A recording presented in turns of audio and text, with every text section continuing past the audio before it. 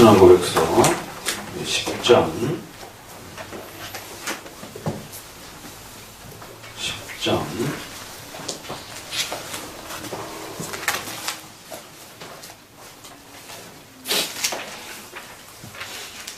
이 구원론 부분으로 들어오게 되면 역사 속에서 크게 한 4가지 정도의 논쟁이 있다라고 말씀을 드렸습니다. 그 중에서 가장 건강하고 성경적인 그러한 교회로 구원론을 소개하고 있는 방식은 무엇인가, 이거를 고민하면서 잘 찾아가셔야 돼요. 첫 번째는 그리스도와의 연합만 강조하면서 구원의 이러한 질서들을 스콜라적이라고 이렇게 비판하는 주로 신비주의자들이 그러한 목소리를 많이 냅니다. 그래서 그리스도와의 내적인 이러한 연합이 중요한 거지, 뭐 칭이, 양자, 뭐 성화, 뭐 중세, 근데 또 뭐 칭이 들어가니까 뭐 능동덕수덕수덕수덕 뭐 이런 거 이렇게 골치 아프게 배워야 되느냐. 그래서 그리스도와의 뜨거운 이런 연합이 중요한데 웨스민스터는 너무 스콜라적으로 그거를 이렇게 넓혀놨다라는 거예요. 이제 첫 번째, 그럼 과연 구원의 서정에 이러한 내용들을 배우는 게 딱딱한 것인가? 그게 아니라 구원의 신비적인 그리스도와의 연합이 과연 뭐냐라고 물으면 그게 바로 구원의 서정에 대한 그 내용들을 이해하고 그 내용들을 누리는 겁니다. 뭐 그리스도께서 우리와 연합되면 갑자기 막 전기가 오듯이 막 퍽 쓰러지고 이런 게 아니라는 것이에요. 그래서 그리스도를 만나고 그리스도와 교제하고 연합된다는 게 무엇인지, 눈에 보이지 않는 그리스도를 만나고 교제한다는 게 무엇인지, 이 성찬에서 그 상징인 떡과 포도주를 먹으면서 그리스도와 연합하고 교제한다는 게 이게 무엇인지, 이게 참 쉽지 않은 가르침입니다. 그러니까 또 그 밴드에다가 그 훌륭한 그 내용을 올려놨는데, 다른 교수님이 올려놨는데, 우리의 영혼이 그리스도를 먹는다라고 했더니만 우리가 무슨 식인종입니까? 뭐 그리스도를 먹는다라고 이렇게, 그건 연합하고 교제하는 겁니다라고 이렇게 해놨다가, 적어도 교수님이, 이쪽 보수주의 교수님이 이야기를 하면 이쪽에서 이렇게 얘기하는구나, 귀담아 들어야 된단 말이에요. 일단 나하고 생각이 다르다 할지라도. 왜? 배워가는 과정이니까. 그러면 우리 안에서는 칼빈의 기독교 강의에도 그렇고 외민에도 그렇고 영원히 그리스도를 먹는다라고 말해요. 요한복음 6장도 그렇고, 내 살을 먹고 내 피를 마시지 아니하면 너희가 내 제자가 되지 못한다 이러지 않습니까? 거기로부터 출발하는 거예요. 그리고 그것이 곧 그리스도와 교제하고 참여하는 것을 또 그렇게 표현하는 겁니다. 그리고 또 그것을 좀 더 편안하게 표현할 때는 먹는다는 것은 믿는다는 것이다 라고 이렇게 하이델베르그 요리문답에 또 표현되어 있기도 하고, 여러 각도에서 표현을 하는 겁니다. 그거를 이해를 못해가지고는 또 이렇게 공격적으로 이렇게 어떻게 영혼이 그리스도를 먹는다라고. 그 주제와 그 표현이요, 상징론을 이야기할 때 제일 심각하게 싸웠던 표현들입니다. 상징론자들이 제세례파라든가 또 조금 온건하긴 했지만 쯔빙글리나 블링거 쪽에서 상징론을 주장할 때 어떻게 자꾸 먹는다라고 표현하느냐, 실제적 임재처럼, 실제적 먹음처럼 표현하는 것에 대해서 제일 거북스럽게 반응했던 반대예요. 그게. 그냥 믿음으로 그리스도를 믿는 것이다, 그리스도를 사랑하는 것이다 라고 생각해야지 뭘 자꾸 먹는다라고 그러느냐. 그래서 그 실체의, 그리스도의 실체가 임재한다라고 하는 것과, 그래서 실체라는 단어, 그 다음에 그리스도와 연합한다는 단어, 교제한다는 단어, 이런 단어가 이제 싸움의 대상이 되는 것이에요. 그 반대 표현은 그게 상징론에서 먹는다 이런 기겁을 하고 놀래가지고, 그러니까 본인이 여전히 상징론의 인식 속에 있는 겁니다, 아직도.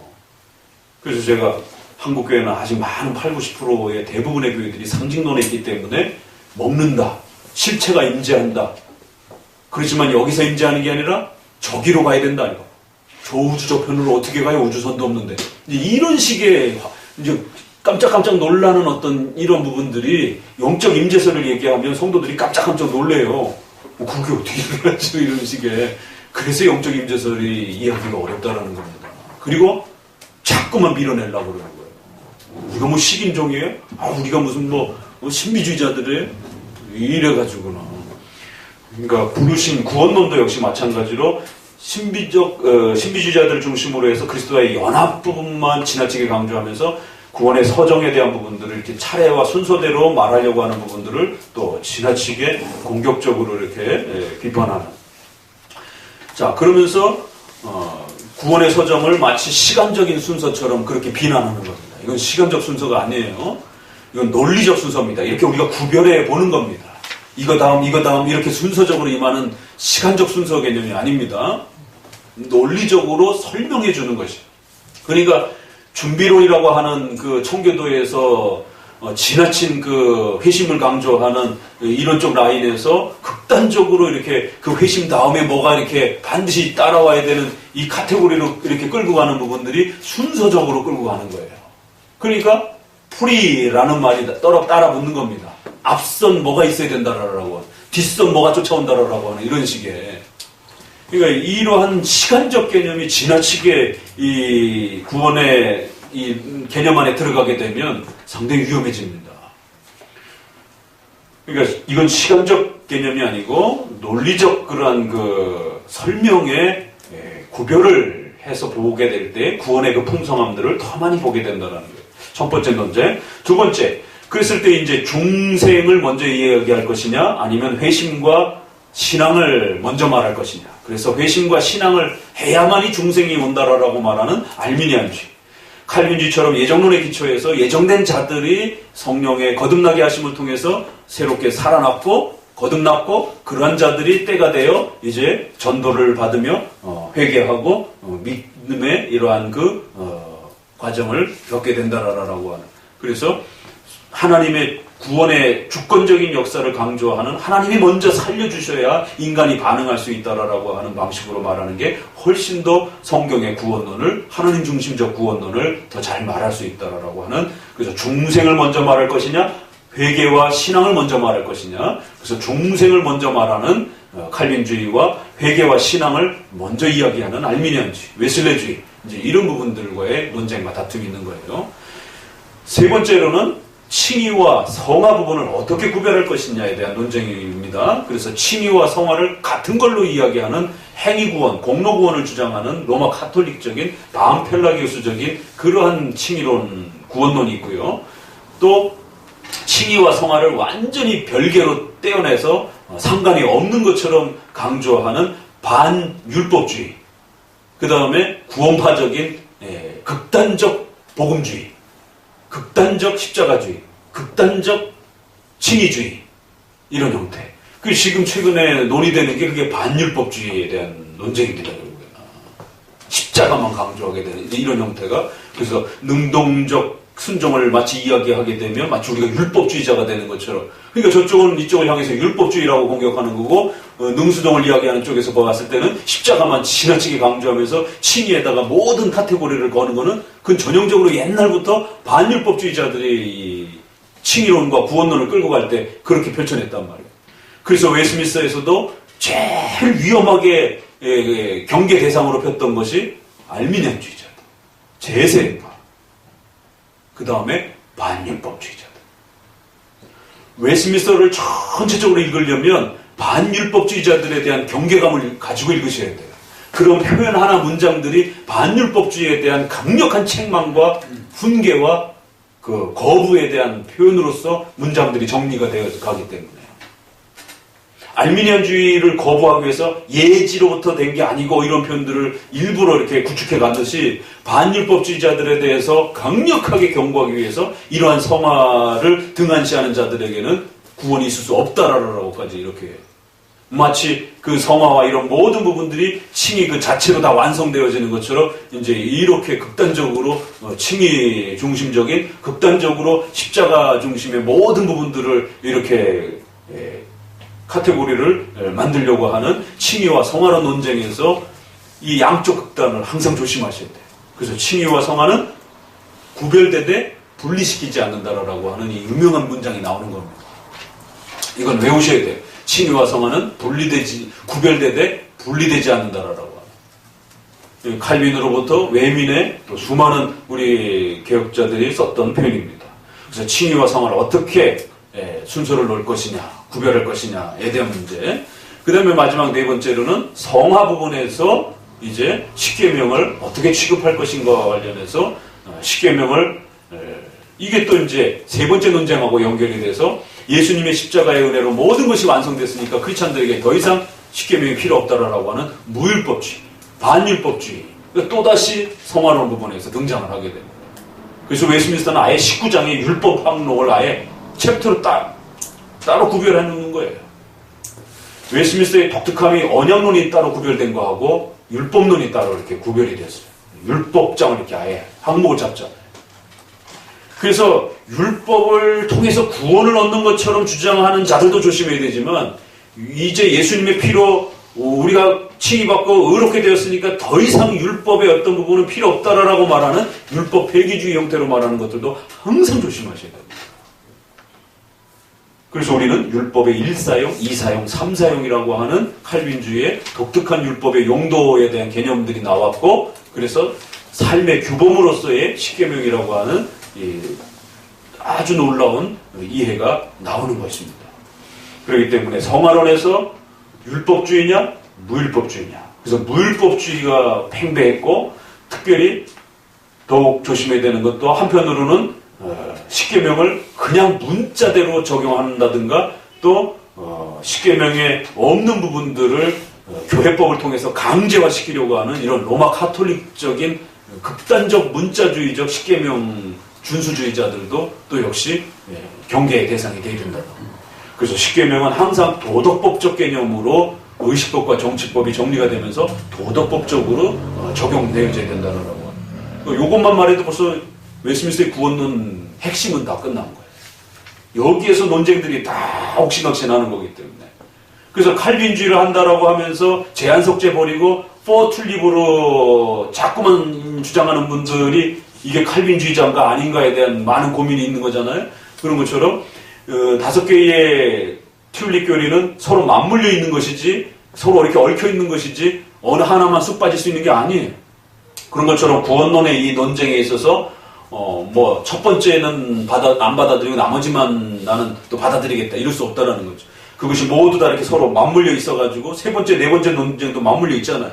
그렇기 때문에 이 4개의 논쟁에 있어서 칼빈주의를 모두 방향을 잡으셔야지 그분이 진정한 칼빈주의 구원론을 이해하고 계시는 것입니다.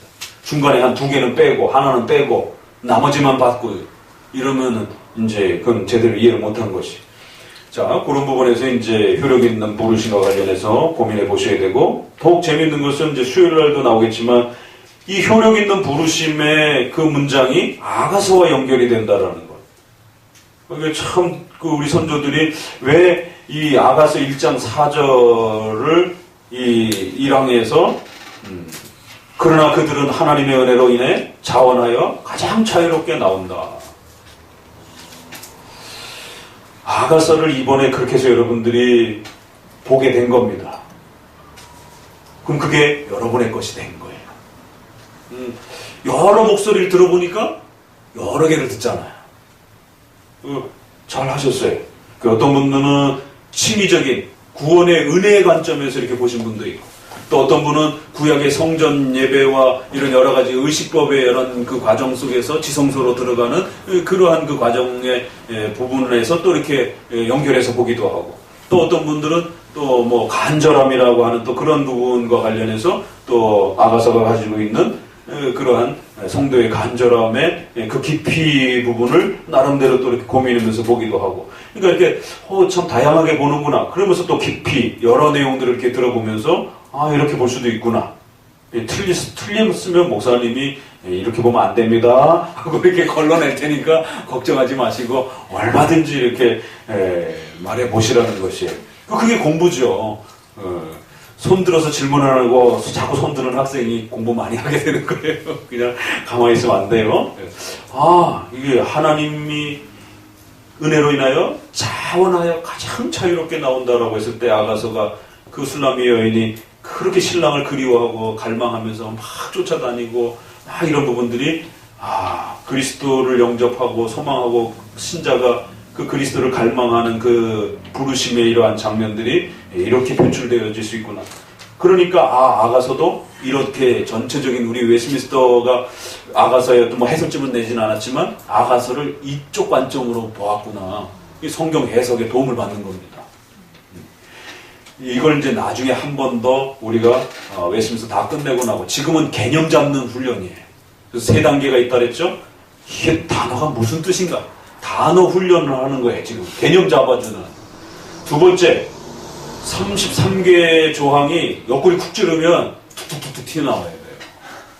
그래서 딸딸 외우셔야 돼요. 그래서 그게 7개 교리를 중심으로 해서 서로 아주 긴밀하게 맞물려 있는 형태로 어디를 쿡 찔러서 질문을 해도 그거는 어느 부분과 이렇게 연결해서 봐야 되지 않겠습니까? 이렇게 종합적으로 7개의 33개의 교리가 이렇게 맞물려서 사고할 수 있도록 그렇게 이렇게 연결시켜주는 훈련을 해야 돼요. 항상 극단적 문자주의가 열심히 하는 사람들 쪽에서는 그게 문제입니다. 단편적으로만 극단적으로 보다 보니까 편협한 현상이 벌어지게 되고 그것만 보게 되고 나머지 다 틀렸다라고 하는 이러한 극단주의가 나오게 되는 거예요. 그래서 반드시 종합적으로 보는 훈련을 이렇게 시켜줘야 됩니다.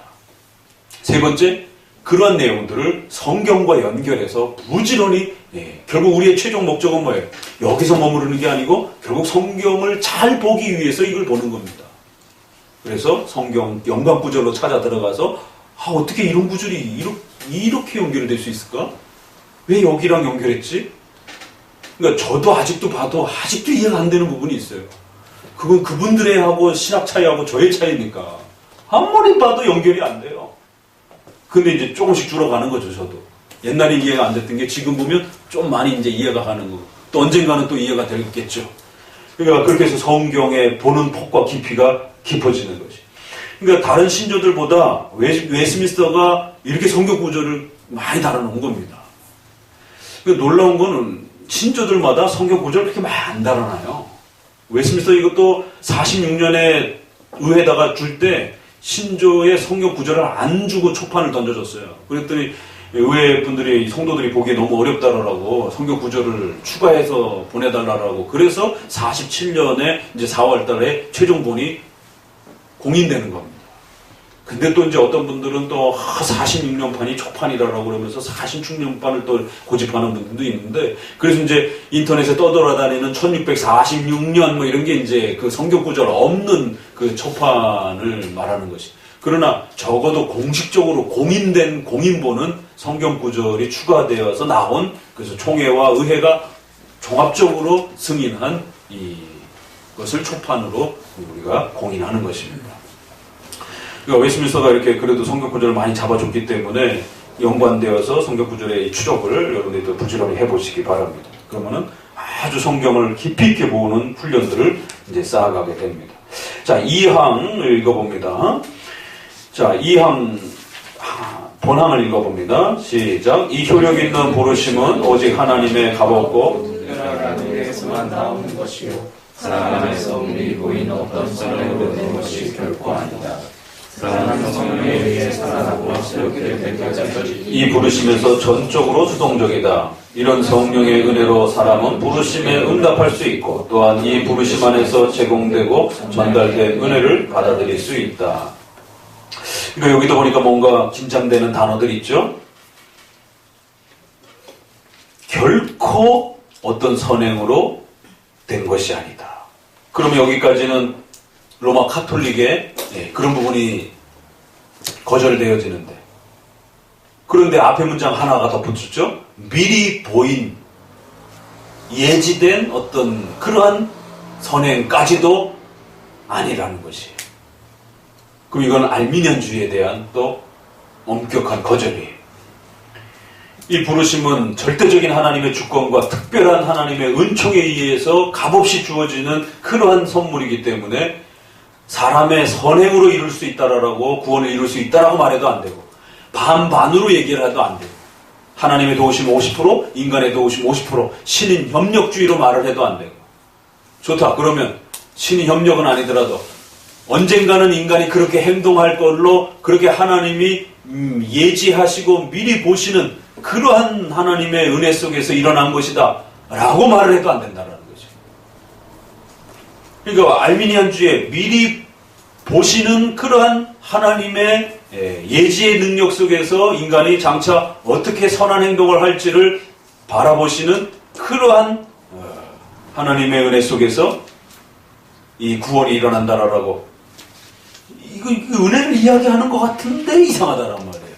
그리고 결국에는 그 선한 행위를 인간이 할지 말지에 대해서 최종적으로 인간이 어떻게 행동하느냐에 따라 비록 하나님이 미리 보시는 그러한 능력으로 살피시긴 하지만 그에게 선행을 하도록 힘을 주시고 또 그에게 빼앗고 이런 모든 부분을 할 수 없는 분처럼 구원을 주실 수도 있고 거두실 수도 있는 이러한 능력을 하나님에게 차단하는 은혜를 말하는 것 같지만 결국 그 하나님의 은혜란 인간이 어떻게 움직여가느냐에 따라서 그 인간의 선행을 돕는 방식으로 베풀어지는 은혜처럼 이렇게 말하면 그건 진짜 은혜가 아니라는 거예요. 그러니까 처음에는 1단계는 어떤 싸움이에요? 인간이 하냐 못하냐 이런 싸움이에요. 두 번째 조금 할 수 있다 이렇게 싸움이 된 겁니다. 그래서 하나님도 반 인간도 반. 세 번째 싸움은 뭐예요? 인간이 하는 데 있어서 하나님이 많이 도와주시고 하나님이 최선을 다해서 도와주신다는 거예요. 하나님이 은혜를 풍성히 부어주신다는 거예요. 그러니까 앞에 말은 이렇게 다 은혜로 한다라고 얘기하는 거예요. 그러니까 헷갈리는 거예요. 하나님이 은혜를 주십니다. 하나님이 도와주십니다. 하나님이 함께 하셔서 구원의 은혜가 펼쳐져 가는 것입니다. 그러나 우리가 할 때까지는 우리가 해야만이 하나님이 그 은혜를 도와주신 것입니다. 그러니까 두 번째 거하고 조금 달라 해도 두 번째 거는 우리가 보태는 거예요. 그런데 세 번째 거는 하나님이 도와주시긴 하는 거예요. 모든 부분들을 다 도와주시는 거예요. 그러나 우리가 열심히 선행을 하는 만큼에서 도와주는 방식인 거예요. 그러니까 이게 아주 그럴듯한데도 역시 그 하나님의 은혜는 전폭적이고 절대적인 은혜가 아니라 하나님은 서포트하는 방식 정도의 은혜이지 하나님의 주권적 능력으로서의 은혜를 베푸는 그런 은혜는 아니라. 그러니까 참 은혜를 말하면서도 이렇게 말할 수도 있구나 이게. 아주 은혜인 것 같은데 결정적 그 권한은 인간에게 달려있는 인간의 의지와 선행의 여부에 따라서 하나님의 은혜가 오기도 하고 오다가 중단되기도 하고 왔다가 취소되기도 하는. 그러니까 최근에 유보적 칭의론, 유보적 중생론, 유보적 은혜론 이렇게 말을 만들어야 돼. 자꾸 헷갈리니까. 또 연속적 중생론 막 이래가지고 중생이 단회적이지 않고 계속 연장되는 것처럼 이렇게. 그리고 전통적으로는 단회적 중생론을 믿어왔단 말이에요. 법정적 칭의를 통해서 단회적 칭의를 믿어온 것처럼. 근데 이게 어느 순간에 자꾸만 마치 칭의가 이렇게 연장되는 것처럼 성도들에게 설교를 한다든가 이해를 시키면 안 된다는 겁니다. 중생도 단회적으로 일어나고 수동적으로 일어나도록 그렇게 외면을 통해서 우리가 이 신앙을 구축해왔단 말이에요. 수동적이다. 또 연장되는 게 아니라는 거예요. 미리 보셔서 계속 지켜보시는 거예요. 언제까지요? 모르죠. 뭐 그거야. 한참 지켜봐야 되는 거죠. 그럼 이게 연장돼 버린단 말이에요. 이게. 그럼 연장되는 어떤 중생론, 연장되는 구원의 은혜론, 뭐 평생토록 은혜는 주시죠. 그러나 이런 중생, 칭의, 양자 이런 쪽에서 연장되는 것처럼 말하면 큰일 나는 거예요. 성화, 견인, 영화 이런 부분들은 연장되는 거죠. 쭉 뒤쪽으로. 그러니까 이런 부분에서 잘짓 말 표현을 이렇게 미리 보인 그래서 계속 하나님이 좀 더 지켜보는 방식으로 은혜를 공급해 주겠다. 연장되는 방식으로 이렇게 주겠다. 이런 부분들은 위험하다라는 거예요. 은혜를 말하는 것 같지만 그건 결국 인간의 의지에 달려서 인간이 얼마만큼 행동하느냐에 따라 그 하나님의 은혜를 부여해 주시겠다라고 하는 그러한 방식이기 때문에 미리 보이는 예지하는 방식으로 하나님이 지켜보는 방식으로서 인간이 어떻게 행동하는가를 지켜보고 난 다음에 하나님이 그만큼의 은혜를 공급해 가시겠다라고 하는 이런 은혜는 결국 하나님의 주권적 은혜의 권한을 차단시키는 하나님을 무능력한 구원자로 이렇게 망가뜨린다는 거예요. 그래서 위험하다는 겁니다. 결코 아니다. 사람은 선행에 의해 살아나고 새롭게 될 때까지, 성령에 의해 새롭게 될 때까지 이 부르심에 전적으로 수동적이다. 성령에 의해 살아나고 새로워지고 거듭나야 된다는 거예요. 단회적인 거랍니다. 단회적으로 이 부르심에 회복이 있지 않고서는 절대적으로 반응도 안 일어나고 또 수동적이라는 거예요. 반응 자체도 할 수 없다라는 거예요. 다 차단시켰어요. 그렇죠? 앞뒤로 다 차단시켰습니다. 단회적이고 반응도 할 수 없다라는 거예요. 근데 갑자기 중생론을 이야기하면서 이 본문을 끌어다 쓰더라고요. 그 목사님이. 그러면서 보십시오. 웨스민스터도 중생이라고 말하지 않고 부르심이라고 이렇게 얘기를 하면서 연속적인 그런 형태로 하나님의 부르심이 있는 것처럼 이렇게 말합니다. 이러면서 이런 성령의 은혜로 사람은 부르심에 응답할 수가 있고 그제서야 또 이 부르심 안에서 제공되고 전달된 은혜를 받아들일 수 있다. 응답도 하고 받아들이는 것도 모두가 다 뭐예요? 선행된 하나님의 주권적 은혜와 중생의 부르심의 은혜를 통해서 그 다음이 일어난다는 거예요. 그래서 이걸 마치 능동적으로 표현하고 연속적으로 표현하고 유보적으로 표현하는 그러한 중생과 부르심은 그건 다 비성경적인 것이라는 겁니다. 이 함은 인간의 선행과 공로 없이 오직 성령의 효력이 있는 적용만으로 이루어지는 구원을 소개한다. 펠라기우스와 반펠라기우스, 로마 카톨릭, 알미니안주의, 자의주의, 신비주의는 끊임없이 인간이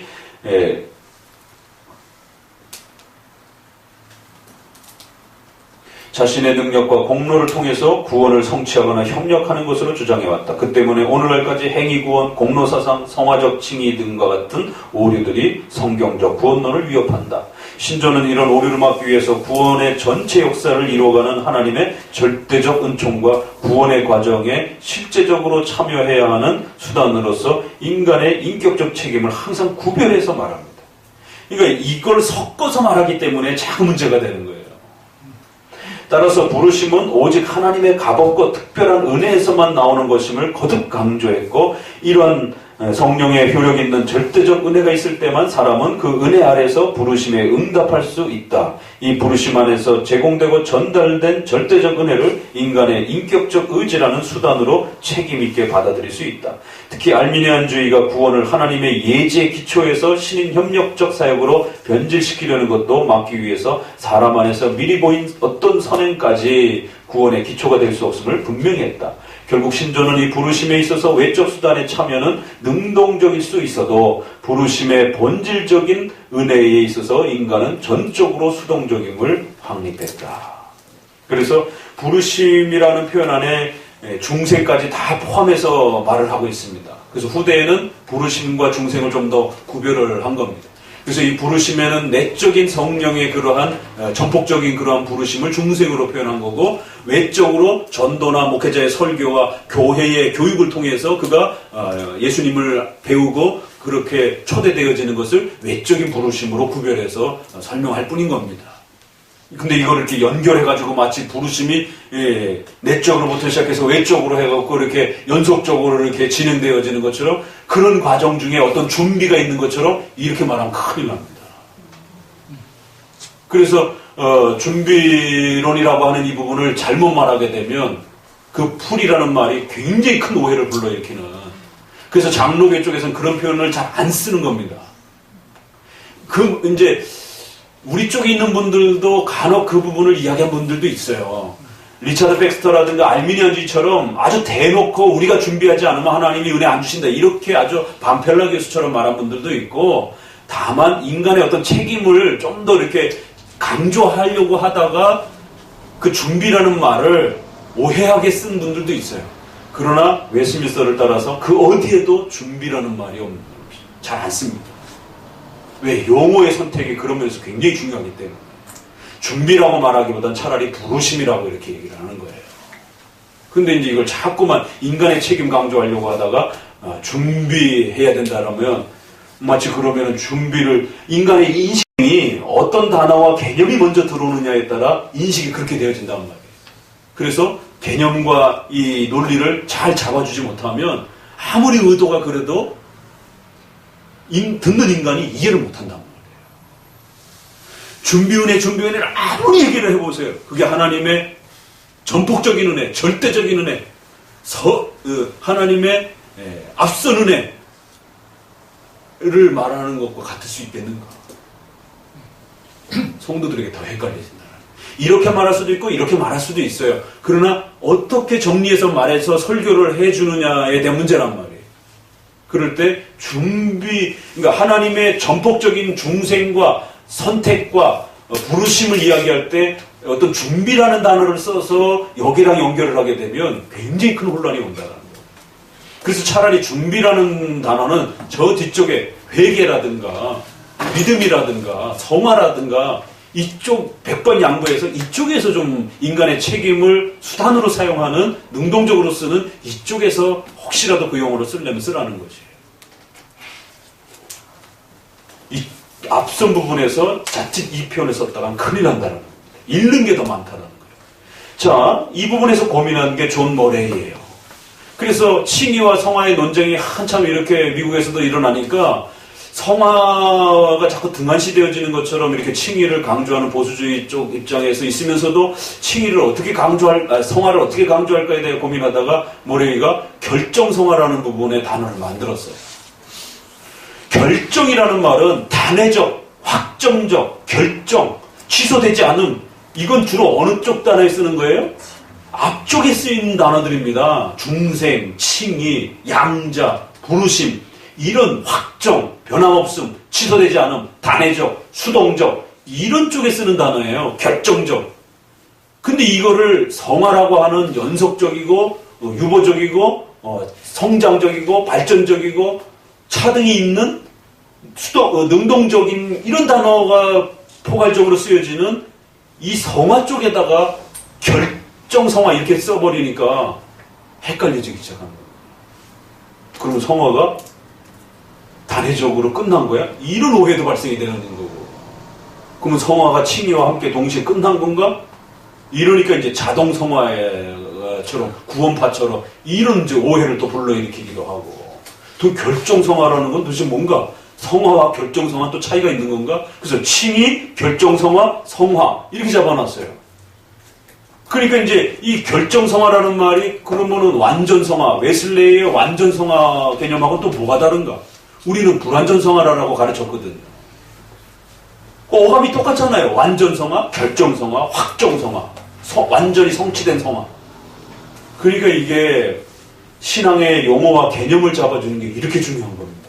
왜 선조들이 칭의와 성화라고 잡아줬겠어요?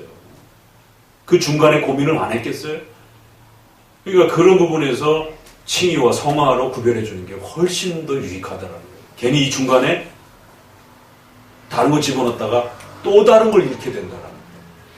중생에 대한 이 부분에 인간의 책임을 이 구원론에서 이야기하려고 했다가 큰 이해는 되지만 준비라는 단어를 이 앞에다가 잘못 섞어 쓰게 되면 알미니안주의자들이 풀어왔던 그 논리의 이 프레임에 갇혀갖고 못 빠져나온다라는 거예요. 칼빈주의 절대적인 은혜, 하나님의 주권적인 은혜, 하나님의 앞선 그러한 은혜에 대한 이런 부분들이 이해가 안 되고 정립이 잘 안 된다라는 거예요. 그래서 목회자들과 신학자들의 섣부른 그러한 그 의도가, 선한 의도가 자칫 잘못하면 400년, 500년 동안 지켜왔던 그 중요한 구도와 이러한 그 표현과 개념이 무너져 버리게 돼요. 단어 하나 바꾸는데 50년, 100년이 걸려야 되는 겁니다. 그래서 신학 용어는 더더구나. 그래서 최근에 어떤 분들은 3일체가 너무 어렵다라고 용어를 바꾸자라고. 우리 건너에 그런 이야기들이 막 돕니다. 번체, 어렵다라고. 차라리 좀 쉬운 용어를 바꾸자라고. 개념을 설명해 가는 게 더 중요하지 그 단어를 바꿨다가는 자칫 잘못하면 500년 역사 속에서의 갭이 그러면 이게 같은 말을 설명한 건지 아닌지 엄청난 혼란이 쏟아집니다. 그래서 부르심과 관련해서 특별히 구원론에 있어서 아가서랑 연결되어져 있는 이런 아주 독특함도 한번 보시고, 더더구나 논쟁에 있어서 네 가지 논쟁을 잘 다 하나씩 극복해내셔야 된다라는 거, 정립해내셔야 된다라는 것. 그래서 부르심의 구원론에 있어서는 이렇게 1항, 2항 다 어떻게 했어요? 아주 강하게 하나님의 절대 주권적인 은혜, 비록 인간의 책임을 하나님이 주셔서 자원하는 마음으로 나오게 하는 그 수단은 있다 할지라도 모든 구원론의 전체가 시작과 중간과 끝 전체가 로마서 8장 29절에서 30절에 있는 것처럼 하나님이 미리 하신 자들을, 하나님이 작정하신 자들을 부르시고 의롭다 하시고 영화롭게 하신 것이에요. 이게 구원론 안에 다 들어가 있는 겁니다. 세 개로 줄이면 이렇게 돼요. 부르심, 중생, 이 안에 다 들어갑니다. 칭의를 회개, 신앙, 칭의, 양자. 이게 칭의라는 주제 안에 다 맞물려 있는 것이. 믿음으로만 칭의가 되는 거예요.